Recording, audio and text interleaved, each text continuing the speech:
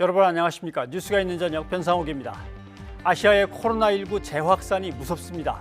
인도는 하루 신규 확진자가 20만 명씩 나오고 있고 일본도 닷새 연속 4천 명대를 기록하며 긴급사태 이야기가 다시 나오고 있습니다. 두 나라 모두 백신 접종으로 경계심을 풀면서 재확산의 위기를 맞았습니다. 우리도 아직은 백신 접종이 속도를 못 내고 있습니다. 더욱 모임을 자제하고 마스크를 다시 철저히 착용하면서 4차 대유행의 고비를 넘겨야겠습니다. 뉴스가 있는 저녁, 오늘 준비한 내용 안기영 앵커가 소개합니다. 전해주시죠. 오늘의 주요 소식 정리해드립니다. 정부가 코로나19 백신의 추가 확보를 위해 미국이 백신을 지원하면 나중에 되갚는 방식의 이른바 스와프 체결을 협의하고 있습니다. 정의용 외교부 장관은 미국과 백신 스와프 체결을 진지하게 협의하고 있다며 존 케리 기후변화 특사와도 이 문제를 집중 논의했다고 설명했습니다. 이달 들어 외국인 투자자들이 순매수로 돌아선 가운데 코스피가 7일 연속 상승세를 기록하며 사상 최고치인 3,220선을 돌파했습니다. 일부 증권사들은 단기간 3,300까지 상승할 수 있다는 전망도 내놓고 있습니다. 정경심 동양대 교수의 항소심 재판과 관련한 공방이 연일 계속되고 있습니다. 이번에는 표창장 위조 혐의와 관련해 결정적인 증언을 했던 최성해 전 동양대 총장이 당시 야당으로부터 비례대표 제안을 받았다는 주장까지 제기됐습니다. 최 전 총장은 사실이 아니라고 반박했지만 일부에서는 진술의 신빙성을 의심하는 지적도 내놓고 있습니다. 관련된 논란 자세하게 알아보겠습니다.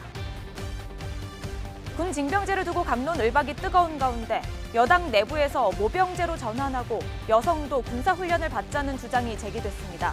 해당 논쟁에 불을 지핀 더불어민주당 박용진 의원을 스튜디오로 불러 관련 입장 들어보겠습니다. 코로나19 소식입니다. 우리 정부가 코로나19 백신 추가 확보를 위해서 미국 측과 백신 스와프 체결을 협의하고 있다고 밝혔습니다. 미국이 먼저 백신을 지원해주면 우리가 나중에 되갚는 방식인데 미국이 자국민 보호를 우선하고 있어서 협상이 쉽지만은 않을 것으로 보입니다. 송재인 기자가 보도합니다.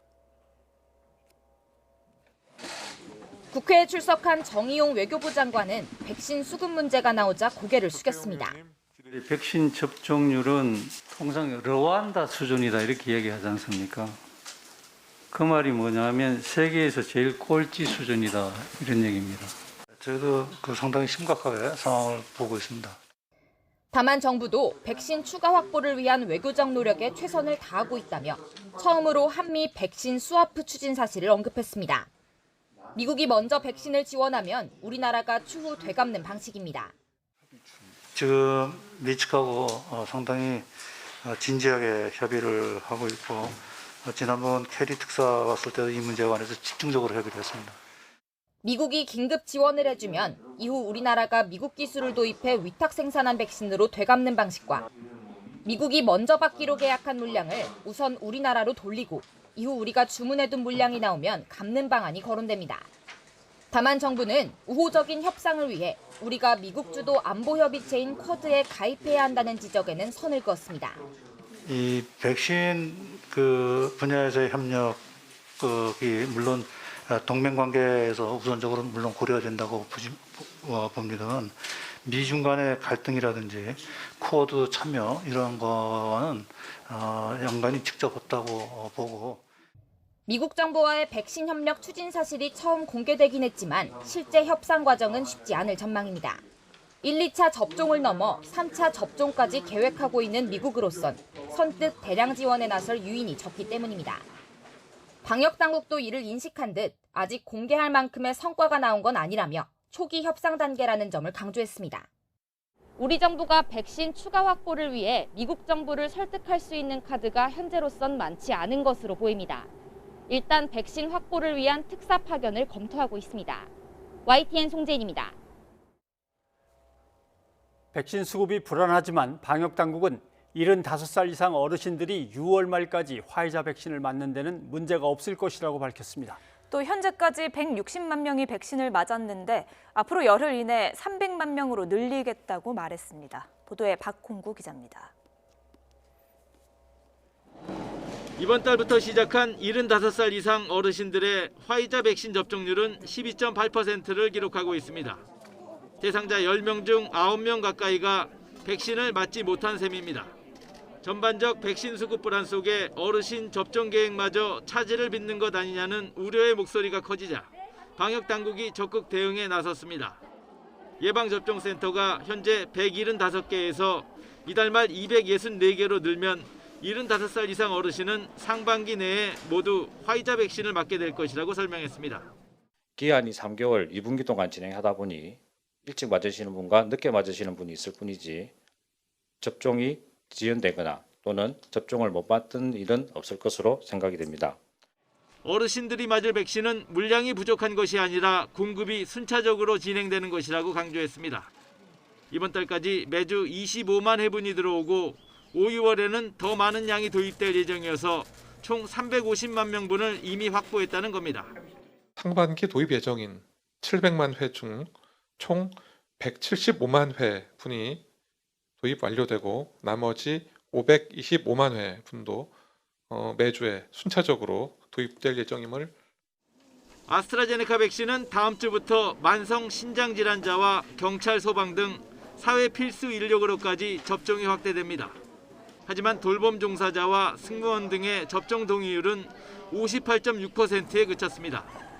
정부는 이번 달 내에 300만 명, 상반기에는 1,200만 명에게 백신을 접종하겠다는 계획을 재확인했습니다. 또 9월까지 3,600만 명에게 1차 접종을 마치고 11월에는 2차 접종도 완료해 집단 면역을 이루겠다고 강조했습니다. 현재까지 우리나라는 164만 명이 백신을 맞아 전 국민 대비 접종률은 3.15%를 기록하고 있습니다. YTN 박홍구입니다. 경북 구미에 있는 LG 디스플레이 생산 공장에서 코로나19 집단 감염이 발생했습니다. 유흥업소 관련 확진자가 폭증한 부산에서는 확산세를 잡기 위해 무료 진단 검사를 확대하기로 했습니다. 허성준 기자입니다. 코로나19 집단 감염이 발생한 경북 구미의 LG 디스플레이 생산 공장입니다. 지난 18일 사무동 직원 1명이 확진된 데 이어 19일에는 직장 동료 7명과 가족 3명이 추가로 감염됐습니다. 김해와 대구에서도 관련 확진자가 나오면서 누적 확진자는 모두 13명으로 늘었습니다. 아직 공장 직원 800여 명이 검사 결과를 기다리고 있어 추가 확진자가 발생할 가능성이 있습니다. 또 확진자의 고등학생 자녀 등 가족 3명이 양성 판정을 받은 만큼 지역사회 확산 우려도 나오고 있습니다. 다른 지역에서는 일상 속 감염이 숙지지 않고 있습니다. 강릉에서는 선장 모임이 아파트 모임과 목욕탕으로 확산하면서 20명이 추가 확진됐고 대구에서는 서구 사우나 관련 확진자가 4명으로 늘었습니다. 현재의 발생 양상을 보면 여전히 가족, 지인 등의 소규모 접촉과 지역의 집단 감염이 주요한 감염 경로입니다. 최근에는 음식점, 주점, 실내 체육시설 등 다중 이용시설에서의 감염이 증가하고 있으며 경남 진주에서는 지인 모임을 통해 4명이 추가 확진되는 등 모두 10명이 양성 판정을 받았습니다. 진주시는 확진자가 줄지 않자 오는 26일 오후 3시까지 사회적 거리 두기를 2단계로 격상했습니다. 유흥업소 관련 환자들이 폭증한 부산시에서는 코로나19 확산세를 잡기 위해 무료 진단검사를 확대하기로 했습니다. 보건소와 임시선별진료소는 물론 부산 지역 21개 의료기관에서 증상 유무와 상관없이 누구나 무료로 검사를 받을 수 있습니다. YTN 허성준입니다. 코로나19 신규 확진자가 일주일째 600명 안팎을 오르내리고 있습니다. 4차 유행의 길목이지만 곳곳에는 인파가 넘치는데요. 참을 만큼 참았다는 시민들이 많아 방역도 최대 고비를 맞고 있습니다. 김지환 기자입니다. 오전 11시쯤 김포공항 국내선 출국장. 평일인데도 여행을 떠나려는 사람들로 북적입니다. 하루 신규 확진자 숫자가 비슷했던 지난해만 해도 출국장이 썰렁하다 못해 적막감이 감돌았는데 코로나19 장기화로 피로감이 쌓인 데다 날씨까지 풀리자 여행객 발길이 몰린 겁니다. 공항 직원들이 나서 거리 두기를 지켜달라고 요청해도 별 소용이 없습니다. 코로나 걸리면 여행도 못 가세요. 조금만 떼주십시오. 탑승 수속을 밟는 데만 1시간 가까이 걸리기도 할 정도로 사람들이 몰린 탓입니다. 똑같은 말을 계속 말해야 되고요. 고객님들이 또 바쁘시면 말을 잘 안 들으셔가지고 막 접촉이 심하고 그럴 때도 있으세요. 그럴 때는 좀 힘드시죠. 국내선 근처 주차장은 일찌감치 만차입니다. 실제로 최근 보름 동안 김포공항 국내선을 이용한 승객은 97만 명 정도, 1년 전과 비교해 3배 가까이 늘었습니다. 사람들로 붐비는 건 공원이나 번화가도 마찬가지입니다. 점심시간이 지난 서울 연남동 공원, 봄 햇볕을 즐기려는 발길이 이어집니다. 하루 확진자 수가 오히려 적었던 2차 대유행 당시만 해도 인파가 뚝 끊겼는데 요즘엔 가게들이 문을 닫는 밤 10시가 넘어서도 공원은 사람들로 북적입니다. 밤에 이제 10시 제한이니까 그 이후에 이제 마스크 벗고 술 마시고 이제 담배 피시는 분들이 막 이렇게 모여서 많이 그런 모습을 봤어요. 그래서 그럴 때 좀 위험하겠다 이런 걱정이 됐습니다. 지난 주말 수도권 이동량도 확산세가 비슷했던 지난해 11월 말과 비교하면 1,000만 건 이상 늘어난 상황. 또다시 대유행이 눈앞이라는 경고 속에도 경각심이 무뎌져 버린 겁니다. 이렇게 늘어나도 괜찮나 싶은 생각이 들면서도 한편으로는 또 오랫동안 사람들이 많이 참아왔고 밖으로 외출을 하지 않고 그렇게 지내오다가 날씨가 좋아지니까 어쩔 수 없이 이대로라면 하루 1,200명까지 치솟았던 3차 대유행을 뛰어넘어 이달 내로 2,000명 넘는 확진이 쏟아질 수 있다는 예상이 나옵니다. 아직 국내 백신 접종률은 3.2%, 위험한 고비입니다. YTN 김지환입니다. 미국이 전 세계 약 80%의 나라를 여행 금지 대상으로 지정하겠다고 예고했습니다. 코로나19가 크게 재확산되고 있어 여행주의보의 내용을 바꿔야 한다는 겁니다. 해외 유입을 막고 이른바 청정국가를 유지하겠다는 전략이지만 또 다른 백신 이기주의라는 지적도 나오고 있습니다. 김정회 기자입니다. 미 국무부가 성명을 통해 깜짝 발표를 했습니다. 전 세계의 약 80% 나라를 여행 금지 국가로 지정하고 미국민의 해외여행 재고를 강력히 권고한다는 내용입니다. 코로나19의 재확산 속에 여행객들이 위험에 노출돼 수정이 필요하다는 설명입니다. 현재 미 국무부는 일반적 주의, 강화된 주의, 여행 재고, 여행 금지 등 4단계로 나눠 여행주의보를 적용하고 있습니다. 이 기준에서 우리나라는 2단계에 속해 있고 4단계인 여행 금지는 북한과 러시아, 이란, 미얀마 등 34개 나라입니다. 전 세계 80% 수준으로 확대하면 여행 금지국은 160여 개국에 달합니다. 위험 상황을 고려해 나라마다 방역이나 입국 제한 조치를 해온 시각에서 보면 이번 조치는 별다르지 않을 수 있습니다. 그러나 또 다른 백신 이기주의의 표현이라는 지적도 나옵니다.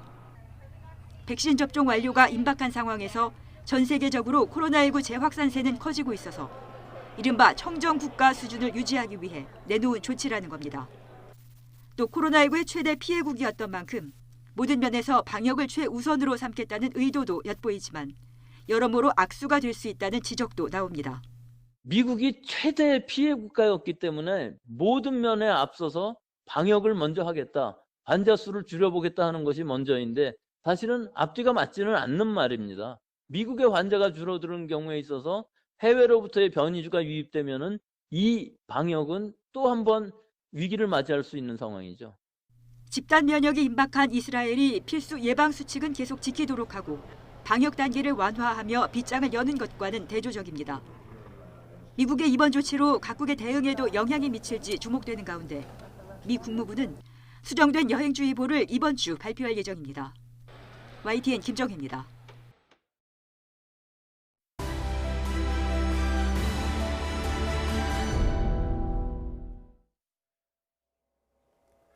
여권 일각에서 나온 모병제와 여성 징병제에 대한 관심이 뜨거워지자 국방부는 안보 상황에 기초해서 고려해야 한다는 신중한 입장을 밝혔습니다.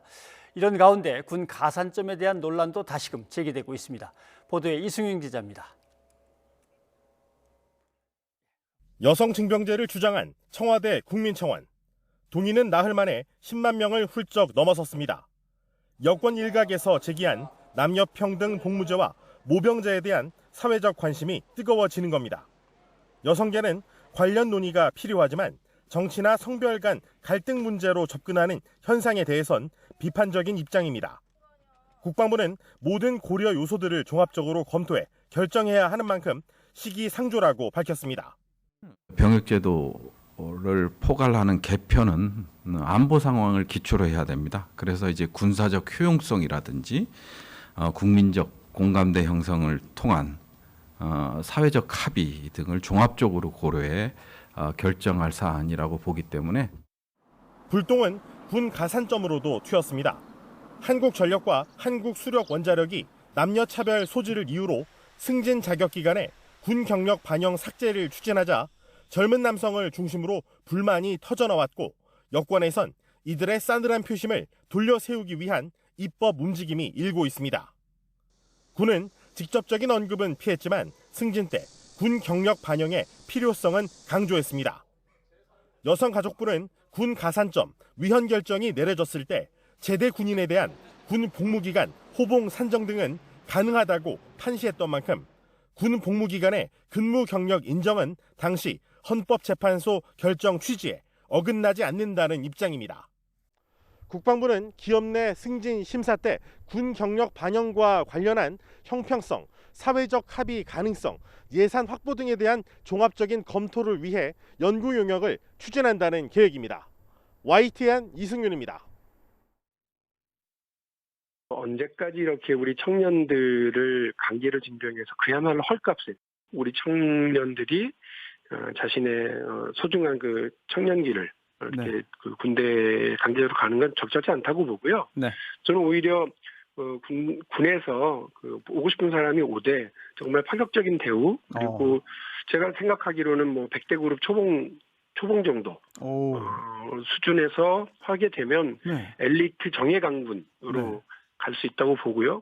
그러니까 40일에서 100일 정도 사이에서 남녀 모두 군대를 다녀와서 충분히 이런 뭐 예비군으로서 역할을 할 수 있다고 한다면 대한민국은 정예강군, 현대화된 무기체계를 갖춘 정예강군 15만, 20만 정도가 있고 유사시에는 2천만 명까지 군인들로 전환되는 국민이 모두가 다 국방의 의무를 다 적극적으로 할 수 있는 그런 새로운 병역제도를 제안드린 거죠.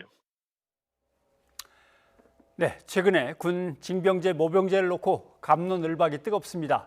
징병제를 모병제로 전환하는 문제부터 여성도 일정 부분 군복무에 참여해야 한다는 주장까지 뜨겁게 논쟁이 벌어지고 있습니다. 이런 논쟁에 불을 지피신 분이죠. 네, 방금 전에 화면에서 보신 더불어민주당의 박용진 의원이 나와 있습니다. 어서 오십시오. 네, 안녕하세요. 제일 궁금했던 거, 군복무는 어떻게 하셨습니까? 병장 제대했습니다. 육군입니까? 특명이 조금 늦게 떨어져서요. 한 5일 더 하고 나왔습니다. 그러셨군요. 예. 자, 모병제, 징병제 논란이 이제 뜨겁습니다. 나름대로 모병제에서 징병제 이 두 개를 놓고 비교할 때 그것은 물론 아까 국방부 의견도 있었습니다만 상황에 따라서 그게 가는 거지 뭐 정치적으로 결정할 건 아닌데 갑자기 이걸 딱 토하신 이유는 뭡니까? 이게 정치권에서는 상당히 오래된 이슈였습니다. 그러니까 이것이 뭐 당론으로 추진되거나 정권 차원에서 추진되거나는 아니었습니다만 개별 정치인이 제기를 하거나 혹은 선거 때 이 논의가 제출되기도 하고 그랬습니다. 저는 아시는 분 아시겠습니다만 대통령 선거에 도전을 하겠다고 말씀드린 적이 있고요. 이번에 낸 책이 박용진의 정치혁명입니다. 그 책에 뭐 여러 가지 사회적 논의가 필요한 것들을 담았습니다. 인구 부총리 제도, 인구 감소에 대응하기 위해서 꼭 필요하다고 보고요. 연금 개혁에 대한 고민도 담았습니다. 그런데 이제 이 모병제와 남녀 평등 복무제가 가장 이슈가 되어 있는 상황인데요. 당연히 한 나라의 대통령이 되겠다고 하는 사람이라면 그 나라의 안보 문제, 국방 전략 어떻게 할 것인지에 대한 고민을 해야죠. 게다가 지금 인구가 계속 감소해가고 있는 상황에서 병역 자원을 어떻게 그럼 모집할 수 있을 것이냐에 대한 고민, 그리고 정예 강군으로 가기 위한 효율적인 군사 국방력을 유지하기 위한 현대화된 무기 체계를 갖춘 정예 강군으로 가기 위해서 모병제가 반드시 필요하고 이것 때문에 생길 수도 있는 어떤 국방력의 공백 이런 부분에서 기초군사 훈련을 이수한 예비군 제도로 강력하게 뒷받침할 수 있겠다고 생각을 했습니다. 그리고 거기에 남성뿐만이 아니라 우리 헌법이 얘기하고 있는 것처럼 모든 국민은 법률의 정한 바에 따라서 국방의 의무를 지는 거 아니겠습니까? 그 법률을 개정해서 여성도 기초군사 훈련을 받고 예비군 제도에 편입되도록 하는 것입니다. 남성들이 이제 징집에 의해서 사회로부터 잠깐 격리도 되고 나름대로 경력의 단절도 생기고 하는데 그걸 이제 모병제로 바꾼다 그러면 뭐 환영할 일일 수 있습니다만은 군 훈련을 전혀 안 받던 여성들에게 들어가라 그러면 여성은 모병제에서 징병제로 바뀌는 거 아닙니까? 그렇습니다. 그런 부분과 관련해서 사실은 제가 이 정책을 제안하려고 고민을 하면서 제일 걱정했던 건 여성의 반발이라고 하는 측면이었습니다. 그래서 조심스럽게 그동안 있었던 여론조사 같은 걸 좀 확인을 해봤는데 모 방송국에서 작년 9월에 했었던 여론조사를 보면 모병제로의 전환은 뭐 국민들이 압도적으로 찬성을 하고 있고 또 하나는 여성 징병제를 포함하는 것에 대해서 어떻게 보느냐도 찬성이 상당히 높았습니다. 오히려 높았어요, 찬성이. 그래서 일정하게 좀 용기는 좀 가졌고요. 해외 사례를 좀 열어봐도 여성이라고 해서 병역 의무를 뭐 전투병, 비전투병으로 나누거나 이러지 않고 똑같이 훈련받고 참여하는 그런 방식들로 남녀 평등 복무제를 유지하고 있는 나라들도 있습니다. 예. 그런 나라가 있다고 해서 우리나라 여성들이 꼭 그래야 되느냐 여성 쪽에서 항의가 안 오던가요? 오히려 근데 조금 더 놀랐던 것은요. 이 문제를 놓고서 그러니까 이른바 사회적인 성차별 논란 그리고 성 역할과 관련된 갈등 이런 문제를 놓고 고민하셨던 많은 여성학자들과 여성운동의 지도자들은 오히려 이거 긍정적으로 검토해볼 만하다. 이것을 남녀 간의 어떤 갈등을 계속 대립시켜가는 방식이 아니라요. 마치 여성이 그동안 군대 안 갔었고 오히려 남성들만 힘들었으니까 여성도 가라라고 하는 무슨 징벌적인 방식으로 접근이 아니라 국방의 의무라고 하는 헌법적인 의무를 다 같이 할 수 있는 방식으로 하고 그리고 그것이 그동안 있었던 뭐 양심적 병역 거부 등을 통한 이런 것을 중심으로 한 사회적 갈등 그리고 남녀 간의 성 역할적 갈등 이런 부분에서의 갈등을 오히려 해소하는 방향으로 나갈 수 있겠다라고 하는 긍정적인 입장들이 있어서 저는 충분히 논의해 볼 만하다고 생각합니다. 그건 이제 양성의 문제에서 또 그런 해소할 수 있는 방안이 되지 않을까 하는 기대도 있는 건데 한편으로는 이렇게 좀 자조적인 얘기를 하는 사람도 있습니다. 결국은 사회로부터 군으로 들어가는 거라면 나름대로 여유 있고 제대로 배우고 집안의 배경이 있는 사람들은 군에 안 가는 거고 뭔가 좀 먹고 살기 힘들다거나 기회를 갖다가 사회에서 제대로 못 얻은 사람들은 군으로 가는 거 아니냐. 결국은 예전에 그냥 다 같이 징병할 때가 더 동질적이지 않냐. 이런 얘기들도 하는 것 같습니다. 아주 어떻게 보면 좀 낡은 인식일 수 있어요. 왜냐하면은 군대는 정말 끌려가는 것이라고 생각하고 또 거기에 끌려가는 사람들이라면 사회적으로 돈도 없고 힘도 없고 백도 없는 사람들의 자녀들이 많이 가겠네라고 하는 생각인 거잖아요. 근데 그렇지 않고 말씀드린 것처럼 현대적 무기 체계를 갖춘 정예 강군으로 간다고 한다면 저는 엘리트 강군으로 가야 된다고 봅니다. 그러면 아까 제가 잠깐 영상에서 말씀드린 것처럼 대기업 초봉 정도의 임금을 주고 그 설계를 잘해간다고 한다면 저는 오히려 정말 양질이 좋은 일자리가 된다고 생각하고 뭐 남녀뿐만이 아니라 서로 어떤 전문성을 갖추고 엘리트들이 오히려 서로 가겠다고 하는 그런 좋은 직장이 될 수 있다고 생각하고요. 그렇게 해야 된다고 생각합니다. 이런 엘리트 강군 그리고 그걸 뒷받침하는 광범위한 예비군 제도. 근데 사실 뭐 일종 직군에서는 그런 얘기들을 많이 합니다. 왜냐하면 워낙 변화가 빠르고 기술 발전의 속도가 빠르기 때문에 어디에 잠깐 가서 뭐 한 달, 석 달 있다가 나오면 시대에 뒤처지는 문화지체 현상이 일어난다고 하죠. 뭐 모병제는 괜찮은데 꼭 남녀 해갖고 100일씩 또는 뭐 90일씩 안 들어가도 되는 거 아닐까요? 모병제로 가게 되면 가장 큰 문제가 우리가 지금 아마 재정 여건으로 보면 15만에서 20만 정도를 겨우 유지할 겁니다. 근데 대한민국이 지금 현재 군사 강국 4위, 5위 이렇게 측정되고 있거든요. 1, 2, 3가 어디 있느냐? 다 한반도 주변에 있어요. 우리를 둘러싼 군사 강국들과 만일에 남과 북의 평화무드가 조성되고 통일로 점진적으로 간다 하더라도 이 군사 강국들에 의해서 둘러싸여 있기 때문에 자주국방의 힘 그리고 강력한 군사 대응 체계 이건 저는 뭐 흔들리지 말아야 된다고 생각을 하거든요. 근데 모병제에 대한 그 제안이 그동안 제일 많이 반대의 목소리가 뭐였느냐면 국방력이 흔들리는 거 아니냐, 안보에 대한 인식이 좀 부족한 거 아니냐, 진보는 적의 문제야 라고 하면서 논의가 앞으로 진전되지 못했거든요.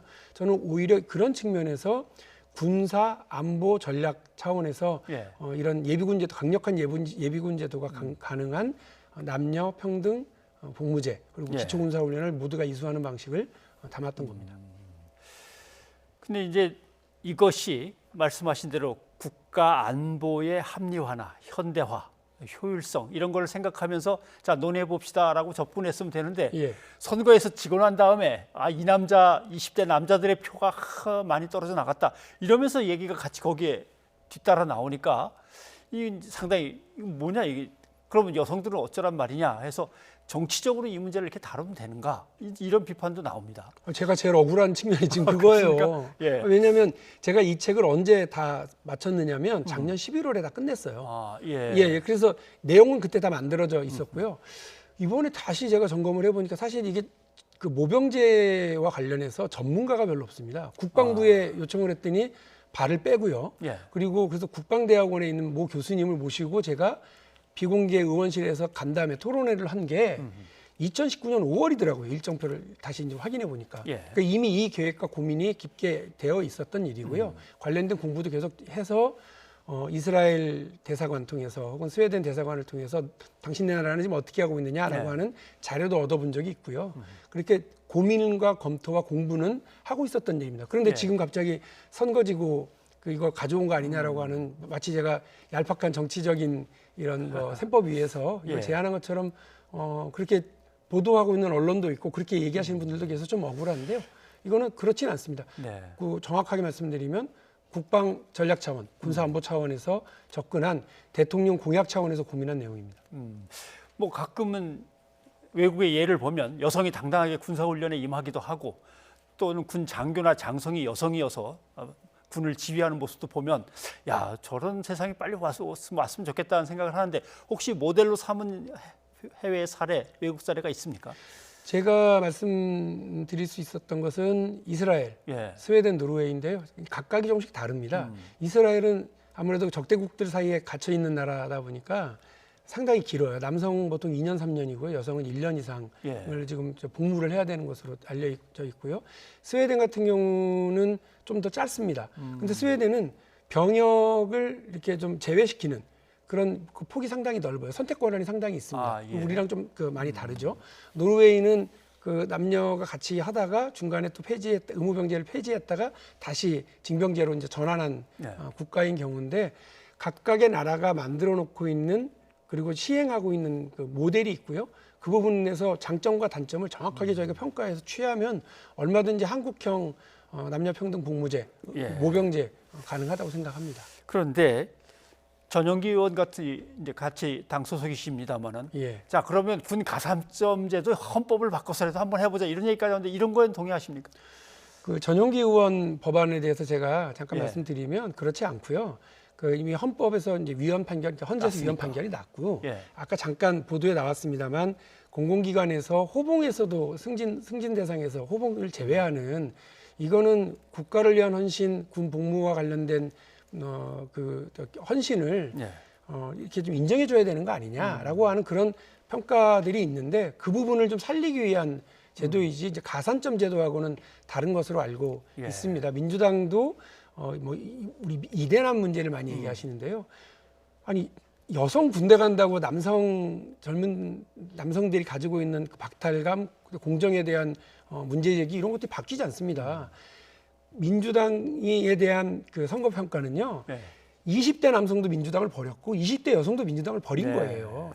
남녀가 다르게 보고 있다가 아니라 우리 사회의 공정 문제를 어떻게 해소해 나갈 건지를 민주당 스스로 잘 고민하고 사회적 제도를 잘 설계해 나가고 해야 될 문제이지 남녀를 나눠서 볼 문제가 절대 아닙니다. 네, 알겠습니다.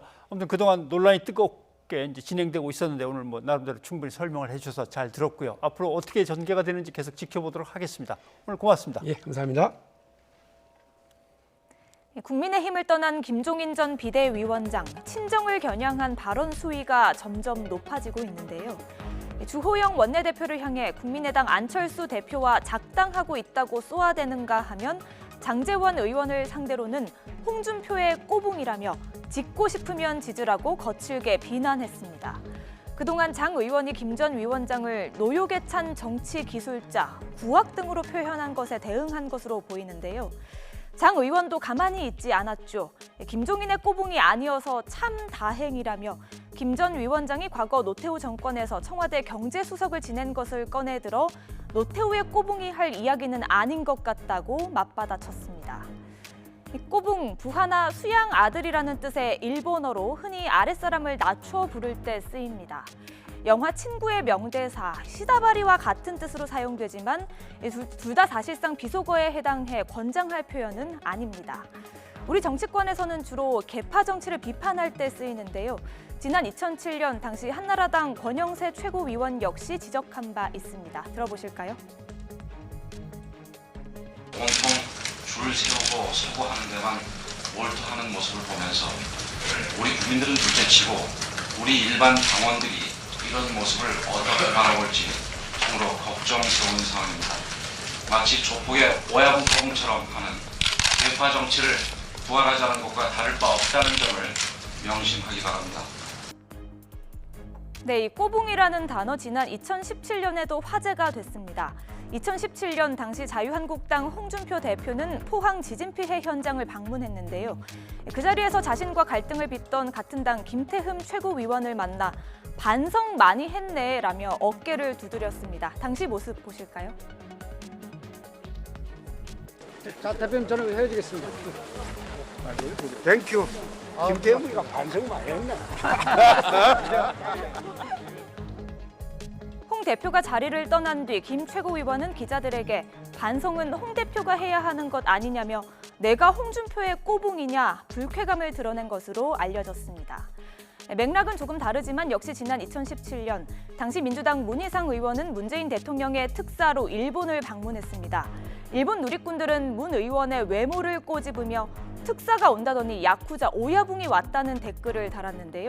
이에 문 의원 꼬붕이 아니어서 다행이다며 웃어 넘기기도 했습니다. 이 정치인에게는 정치적인 메시지, 특히 어떤 단어를 사용하는지도 굉장히 중요한데요. 이 정치적인 이해관계에 따라 상대를 비난할 수도 칭찬할 수도 있겠지만 이왕이면 일본식 표현보다는 우리말을 쓰면 어떨까요? 뉴스가 있는 저녁 안기령입니다.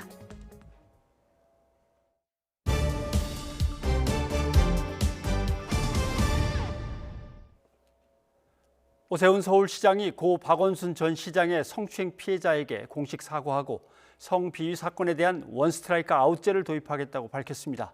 또 박 전 시장의 장례가 서울시 기관장으로 치러진 것은 피해자에 대한 2차 가해라면서 재조사를 하겠다고 밝혔습니다.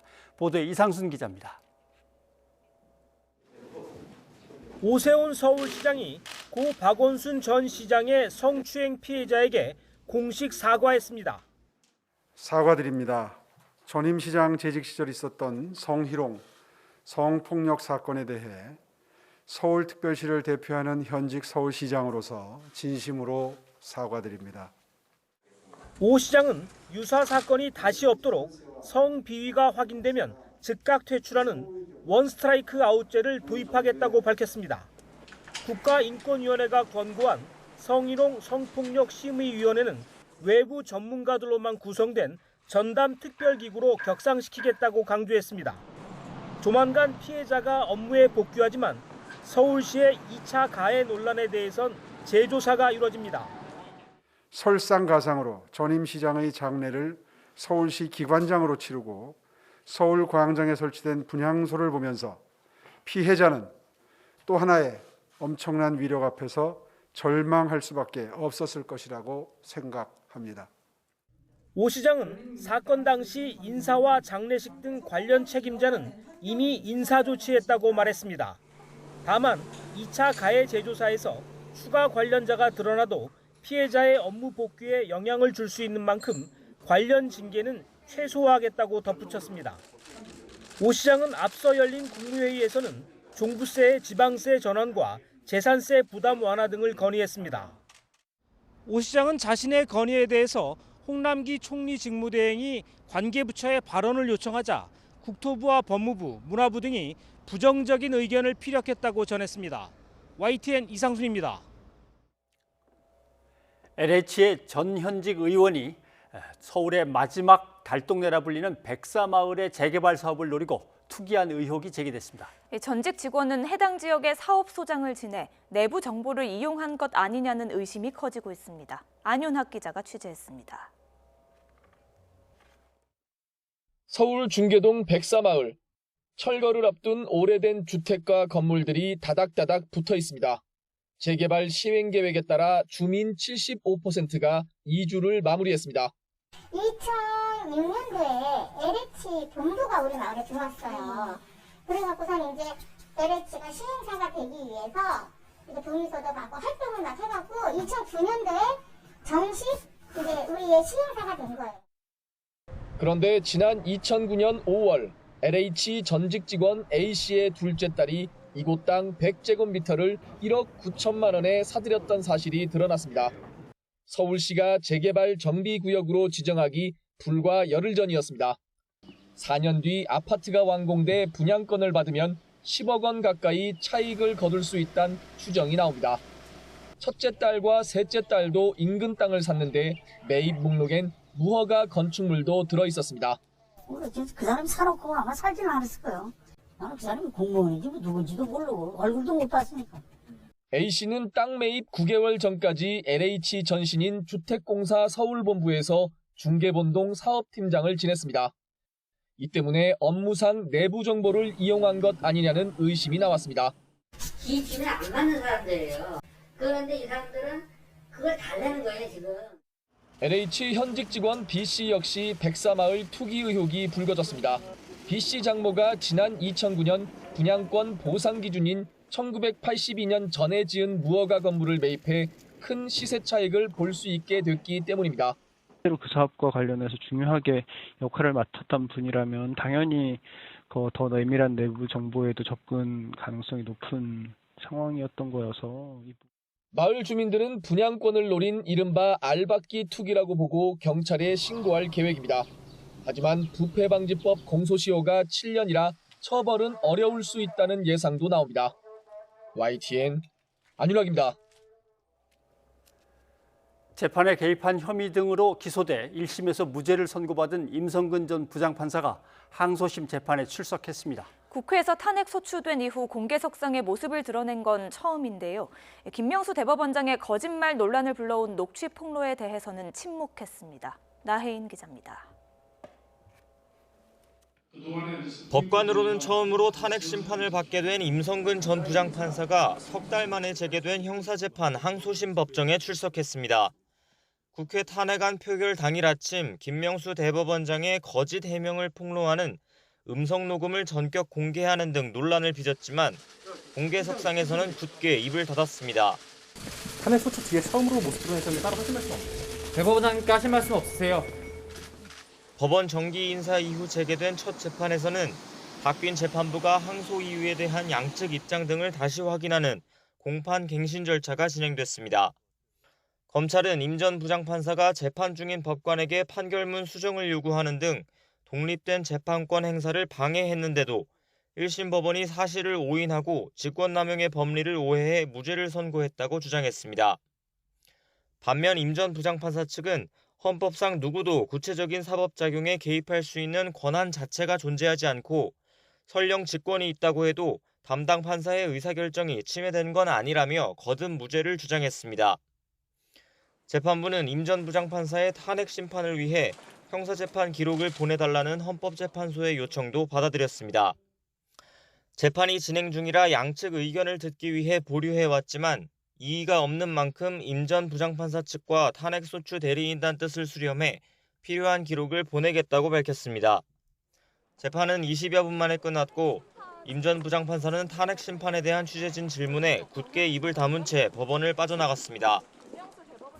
탄핵 심판 절차에 대해서 어떻게 생각하십니까? 의자에서 드린 말씀이 아니고요.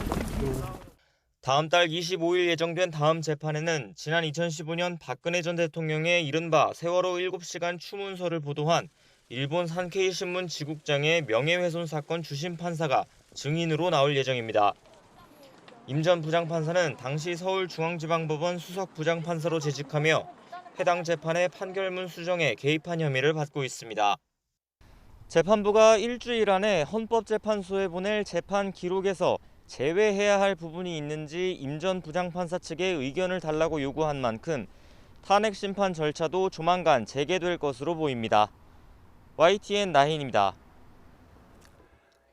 조국 전 법무부 장관 부인 정경심 동양대 교수 항소심 재판을 둘러싼 공방이 연일 계속되고 있습니다.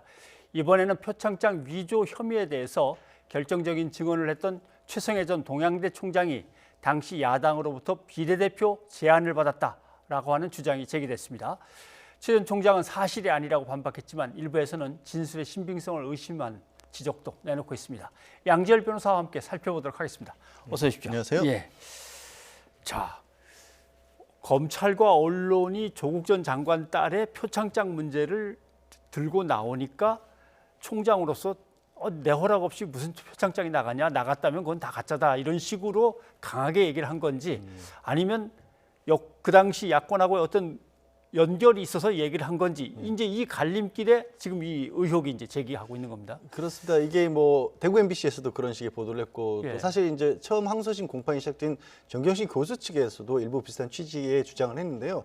어떤 얘기냐면, 사실 최성해 전 총장이 승인을 해주지 않았고 표창장이 만약에 만들어졌다라면 사실 검찰이 압수수색을 하고 사건화 되기 전까지는 그와 관련된 사실을 최 전 총장이 알 수 있는 일이 없지 않습니까? 예. 어떻게 자기 이름으로 표창장이 위조가 돼서 어딘가에 제출됐다는 것을 설령 위조를 했더라도 본인이 알고 있을 여지가 없죠. 예. 그래서 그전의 주장은 최 전 총장이 압수수색이 있고 나서야 이 부분에 관해서 알게 됐겠죠. 났고, 그리고 검찰에서 이제 수조사를 받는 과정에서 나는 승인해 준 적이 없다라고 진술했다라는 건데, 지금 보도된 내용은 어떤 의혹이냐면 이미 그 전에 조 전 장관과 검찰과 갈등 관계에 있었을 때 예. 표창장과 관련된 부분을 알고 있었다라는 겁니다. 그리고 어떻게 보면 이제 당시에 자유한국당의 당 고위직 관계자들과도 만나서 이 부분을 어떻게 할 것인지 논의도 했었고, 주변의 측근들에게 이 동양대의 어떻게 보면 앞으로 갈 길과 관련해서 자신은 조국 전 장관 편이 아닌 다른 쪽 편을 즐기로 했다라는 식의 취지의 얘기를 했다라는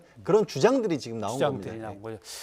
최 전 총장이 당시에 야당 이제 관계자들을 만났고 여기에서 정경심 교수와 관련된 얘기를 나눴다라는 주장도 나왔는데, 그 내용은 잠깐 한번 들어보시죠. 검찰의 강제 수사가 이루어지기 한 일주일 전쯤인 8월 27일 내에 서울에서 이제 전 자유한국당 비대위원장인 김병준 씨와 전 대구교육감인 우동기 씨와 이렇게 같이 이제 식사를 같이 했습니다. 최성해 전 총장이. 이 모임은 최성해 전 총장의 이제 최측근 인사가 사실 정경심 교수가 기소되고 난 다음에 며칠 뒤에 저희는 최측근 인사가 이 최성해 전 총장이 이런 사실에 대해서 전부 다 이렇게 다 준비해서 했다라고 사실 폭로한 바가 있었고요. 이런 것들이 다 이제 연결이 되는 거죠. 네. 저렇게 만난 다음에 또 몇 달이 지나서는 야권에서 자유한국당을 얘기하는 거겠죠. 최 전 총장에게 비례대표 제안을 했다라고 최 총장으로부터 전해 들은 사람이 있다, 이런 얘기인 것 같습니다. 그러니까 그때 당시에 뭐 언론에서 얘기한 거는 비례대표 제안도 있었고 본인도 실제 국회의원으로 출마할 만한 그런 상황이었고 주변에서도 그런 얘기들이 많이 오갔다라는 겁니다. 그런데 이제 나중에 성사가 되진 않았고, 이 나온 거는 사실 비례대표 5번까지 얘기가 나왔다. 5번. 상당히 구체적인 얘기가 나오는데 지금 제일 야당인 거를 생각을 해보면 5번이면 거의 확정적인 그런 순위인데, 나중에 결국 출마를 하지 않기로 하고 나서 했던 얘기는 정치 신인으로 이제 와서 나설 만한 상황은 아니다라는 얘기를 했다라고 합니다. 하지만 그 전에 그렇게 이제 안 나가겠다고 결심을 하기 이전에는 주변에서 또 국회의원 출마와 관련된 얘기들이 당시 지역에서는 많이 돌았다라고도, 그러니까 지역 이 사건을 보도한 또 대구 MBC 측에서 얘기를 하고 있습니다. 예. 사실 동양대 총장이라고 하면 경상북도 지역에서는 상당히 이제 어른이고 누구나 나름대로 큰 지도자감으로 생각을 하기 때문에 당시 뭐 정치권하고 늘 이렇게 만나면서 관계를 맺어왔기 때문에 비례대표 제안을 받거나 했다는 것이 꼭 어떤 표창장권에 대해서 미리 야권의 어떤 언지를 받아가지고 행동을 했다, 이거하고 연결되는 건 아니지 않냐, 이렇게 생각할 수도 있어요. 뭐 그렇습니다. 그런데 이제 이런 의혹들이 언론을 통해서 나왔지만 말씀드린 것처럼 이 시기가 좀 이상하다. 왜 이 검찰에서 본격적인 수사가 드러나기 시작하기도 전에 표창장과 관련돼서 뭔가 주변에 어떤 대체 계획 같은 것들을 했다는 그런 정황들이 나오고 있느냐 이런 얘기들은 이제 정경식 교수 측 변호인단도 제기를 하고 있고요. 예. 그 얘기는 뭔가 정치적인 주장을 하겠다라는 게 아니라 되게 이제 검찰 측에서는 이 최성해 전 총장이 표창장을 승인해주지 않았다라고 하는 게 위조에 대한 가장 결정적인 증언이거든요. 그러니까 위조라고 하는 게 뭘 어떻게 복사를 했느냐, 뭘 붙였느냐 이런 게 중요한 게 아니고 결국 이 승인권자 그 이름을 쓸 수 있는 사람의 허락을 받고 한 거냐 안 받고 했느냐가 법적으로 가장 중요하기 때문에 예. 최 전 총장의 증언이 가장 법적으로 검찰에서는 입증하는 데 중요한 증언입니다. 그리고 변호인단 측에서는 마찬가지로 그러면 그거를 흔드는 거, 그 신빙성을 흔드는 게 가장 중요한 법정 싸움에서의 목적이거든요. 예. 이게 뭐 정치적인 어떤 워낙 민감한 사안이긴 하지만 법정에서도 이런 부분들은 사실 중요한 내용이 되는 겁니다. 그러니까 판사로 하여금 실제 검찰이 이 주장하고 있는 그러니까 위조의 다른 가능성도 있을 수 있다. 네. 그게 확인이 안 되더라도 그렇게 심증을 주는 게 변호인단의 목적으로 보입니다. 뭐 표창장 늘 찍던 대로 알아서 잘 처리하시오 이렇게 한 게 아니고 절대 그럴 리가 없는데라고 한 것이 어떻게 보면 허락하지 않은 건데 나갔다. 결정적인 문제라는 말씀이죠. 이건 이제 재판 과정에서 또 신빙성 문제가 계속 제기가 되겠군요. 자, 그다음에 검사 술접대 얘기를 좀 해봐야 될 것 같습니다. 라임의 김봉현 전 회장이 틀림없이 3명의 검사에게 술접대를 했다라고 됐고 이것이 법무부의 감찰로 넘어갔는데 법무부 감찰 결과는 2명은 맞고 1명은 빠져야겠다로 나왔습니다. 이건 왜 그런가요? 그러니까 그게 감찰을 해보고 나니까 3명이 그 자리에 있었던 건 맞는데 처음에 나중에 술자리로 이어질 때는 1명은 빠졌다라는 겁니다. 실제 개인의 어떻게 보면 개인적인 문제도 있었고 건강성의 문제도 있어서 사실 실제로 술을 평소에도 마시지 않았다라는 겁니다. 그래서 이 사람은 제외를 하고 나머지 지금 뭐 피고인으로서 재판에 넘겨진 사람과 다른 한 사람 같은 경우에는 술자리에 같이 있었다라는 걸로 이 두 사람에 대해서는 면직에 해당하는 중징계가 불가피하다라고 검찰 측이 통보를 한 겁니다. 예. 그런데 검찰이 조사한 거에서는 3명이라고 하고 김봉현 전 회장도 3명이었다고 하고 그다음에 중개인 역할을 한 변호사도 검찰 출신 변호사도 3명이 맞다고 했는데 갑자기 2명이 돼버리면 이게 애매하지 않습니까? 되게 희한한 지금 상황이 된 건데 물론 그럴 가능성은 있습니다. 말씀드린 것처럼 3명이 있다가 같이 그 자리에 왔었고 뭔가 얘기를 나눴지만 본격적인 어떻게 보면 접대라고 할 만한 자리에는 빠졌다라고 볼 수 있는 거죠. 지금 한 사람만 사실 기소가 된 이유도 그 처음에 검찰에 수사했었을 때는 2명은 중간에 빠졌다. 그러니까 2사람이 중간에 빠질 때까지 마신 술값하고 마지막까지 남아 있었던 한 사람의 술값이 다르기 때문에 그 마지막 한 사람 남아 있었던 사람만 100만 원이 넘어갔다는 이유로 지금 기소를 한 거 아니겠습니까? 그런데 법무부 측에서는 지금 보니까 1명은 아예 안 마셨다 이렇게 나온 거거든요. 그래서 조금 애매한 상황이 됩니다. A, B, C 중에 C는 100만 원이 넘었고 A, B는 100만 원이 안 돼서 빠져나갔는데 B는 본래 안 마시고 미리 빠졌다고 해서 한 사람이 빠져나가면 A는 100만 원이 넘어버리지 않습니까? 그래서 그게 지금 이상해진 겁니다. 가뜩이나 이 부분을 검찰에서 기소를 한 걸 두고 아니 무슨 계산 방법을 이렇게 적용을 해서 누구는 기소를 하고 누구는 기소를 하지 않느냐라는 논란이 있었지 않습니까? 그런데 지금 제가 말씀드린 것처럼 A, B 검사 중에서 만약에 한 사람은 아예 안 마셨다면 그럼 나머지 A하고 그다음에 기소가 된 나 검사의 술값이 올라가야 되는 거거든요. 그 얼마가 될지 계산을 해보면 120만 원 가량이 넘는 겁니다. 120만 원이 넘는 거예요. 그러면 두 사람 다 이 A, B 검사 중에 술을 마시지 않은 B 검사 빼고 A 검사 그리고 나 검사도 술값이 더 올라가는 상황이 되는 겁니다.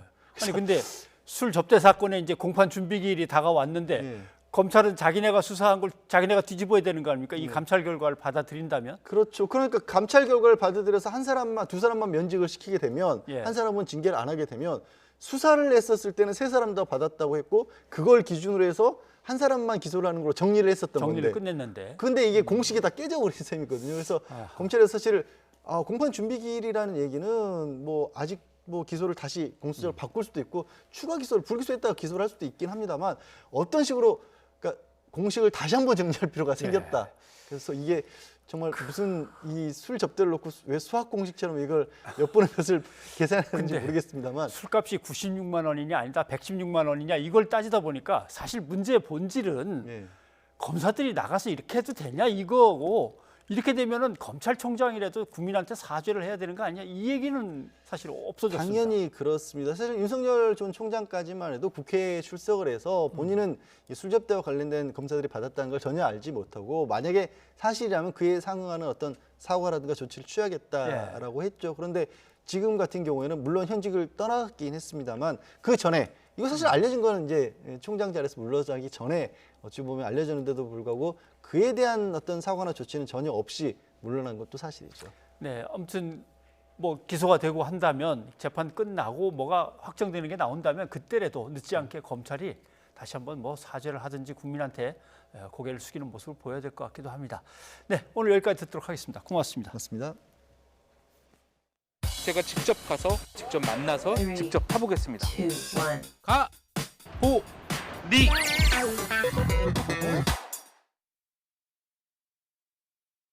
네, 저는 코로나19 백신 접종에 쓰이는 주사기 제조 회사에 나와 있습니다.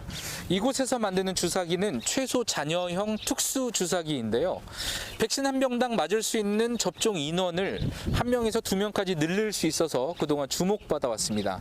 하지만 최근 이 주사기 안에서 이물질이 검출됐다는 신고가 잇따라 접수되면서 현재는 70만 개의 주사기가 회수된 상태인데요.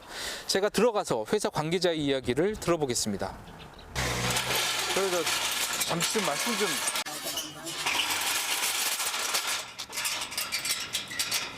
저 다른 거 아니고요. 좀 몇 가지 간단한 것만 좀 여쭤보겠습니다.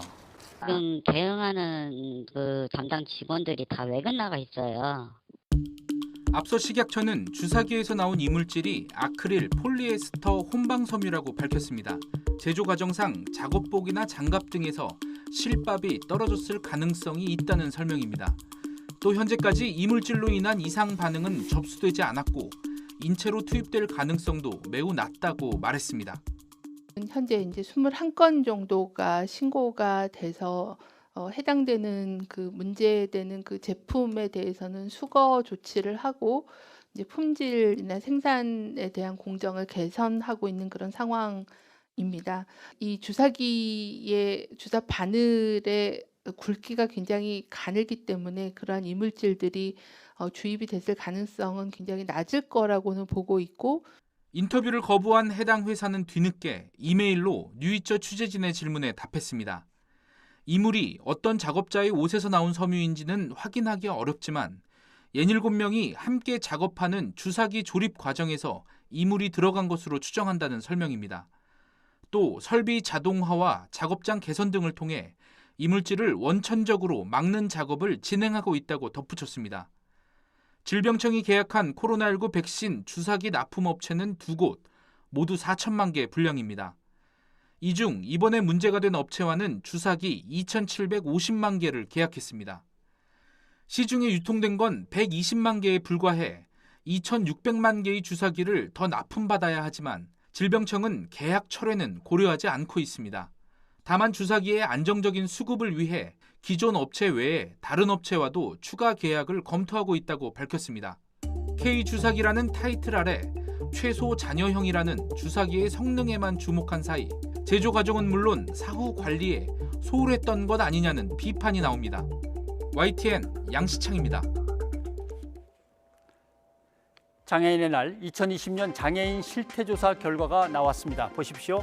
장애인 등록 숫자는 262만 3천 명 정도. 이런저런 이유로 장애인 등록을 안 하거나 못하는 분들이 있어서 차이가 납니다. 등록한 숫자에다가 약간 추정치가 올라가게 됩니다.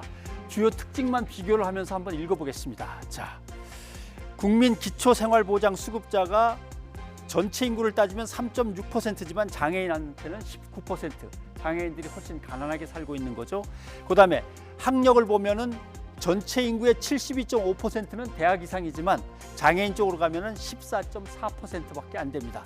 그다음에 우울감 경험은 자살하고 싶다는 생각으로 이어지는 거라 상당히 좀 심각합니다. 전체 인구에서는 10.5%인데 장애인으로 가면 18.2%. 그다음에 미충족 의료율, 이것은 뭐냐 하면은 병원에 가야 되는데 결국 못 갔다라고 할 때 장애인들이 훨씬 더 높은 거죠. 6.6대 32.4가 나옵니다.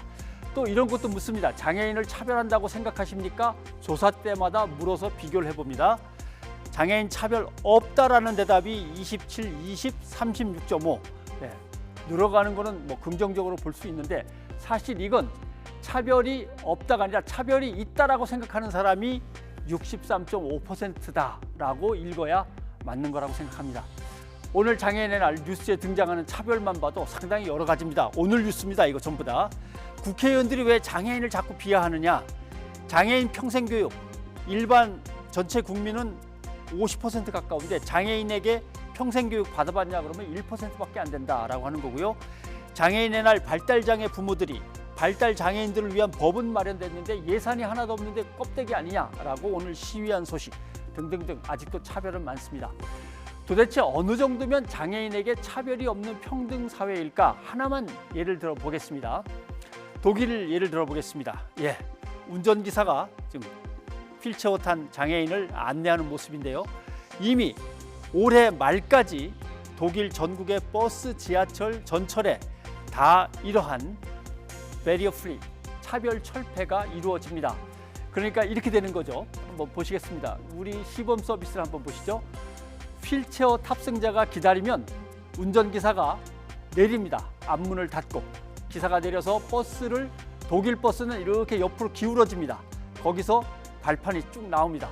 또는 리프트가 작동하거나 해서 중간문에서 휠체어를 태우고 중간문으로 해서 휠체어가 타면 기사가 다시 앞문을 열고 들어가 앞문을 열고 다른 승객들을 다 태우고 이게 내릴 때도 다 마찬가지입니다. 중요한 거는 기사도 승객도 불평하는 사람이 없습니다. 장애인도 내가 휠체어 탄이라고 늦어서 미안합니다라는 사과를 할 필요가 없습니다. 늘 그렇게 함께 사는 거니까 당연한 거니까 그렇습니다. 거기까지가 우리가 1차로 도달해야 할 목표입니다. 변상욱의 앵커 리포트였습니다.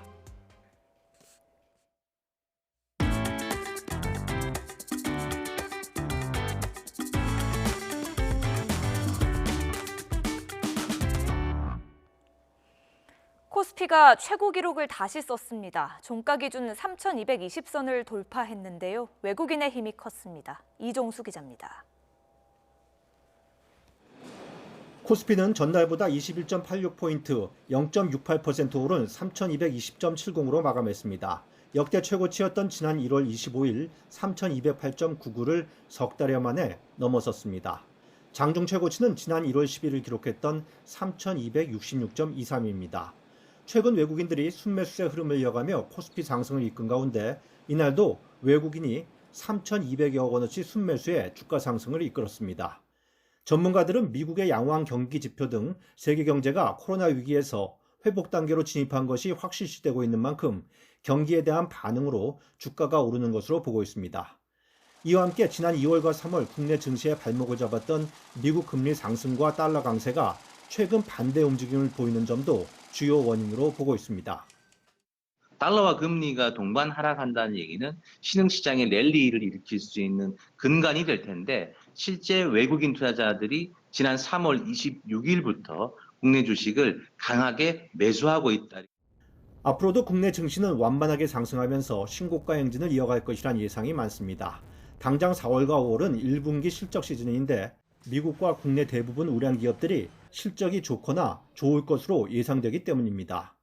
여기에 달러도 약세인데다 다음 달 3일부터 공매도가 재개돼 외국인들이 순매수 흐름을 이어갈 것으로 보입니다.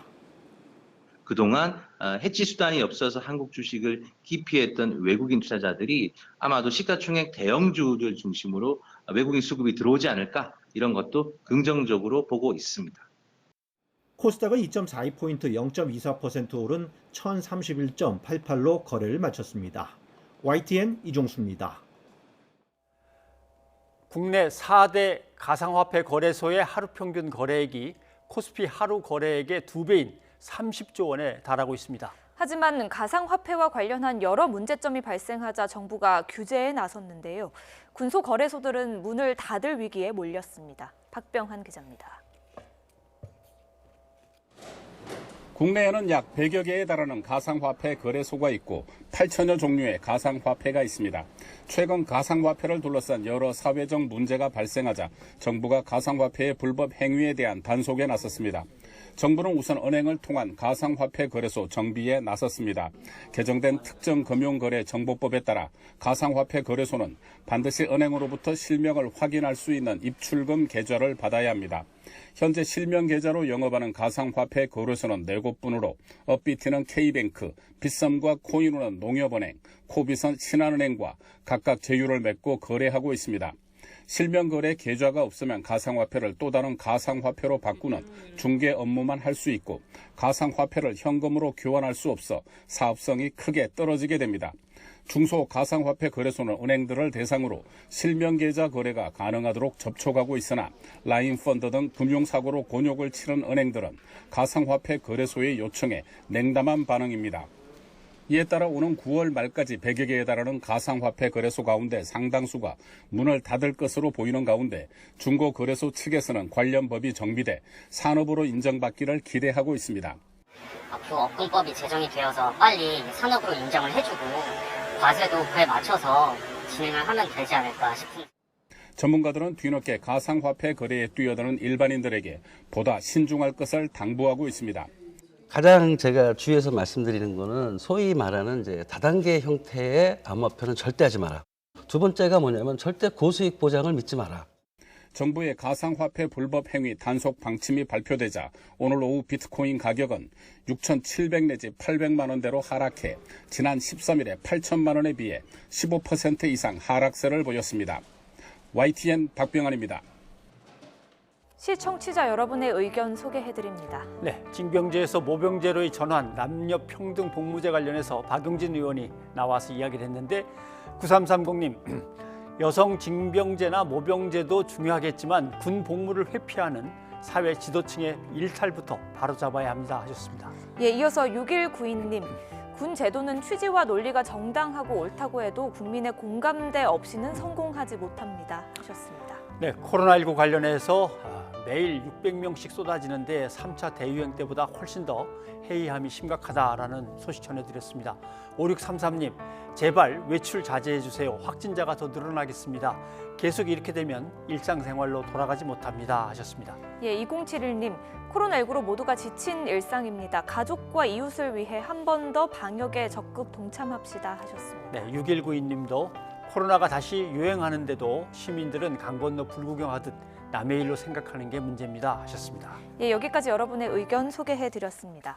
그리고 전해드린 대로 오늘은 장애인의 날입니다. 문재인 대통령은 코로나19로 더 어려움을 겪는 장애인들에게 위로와 격려의 인사를 전했습니다. 네, 차별도 있고 국가와 사회의 지원도 부족합니다. 하지만 장벽이 되지 않게 또 차이가 차별이 되지 않게 더 나은 세상으로 함께 나가자고 약속하는 오늘이 되었으면 합니다. 저희는 내일 다시 인사드리겠습니다. 여러분 고맙습니다.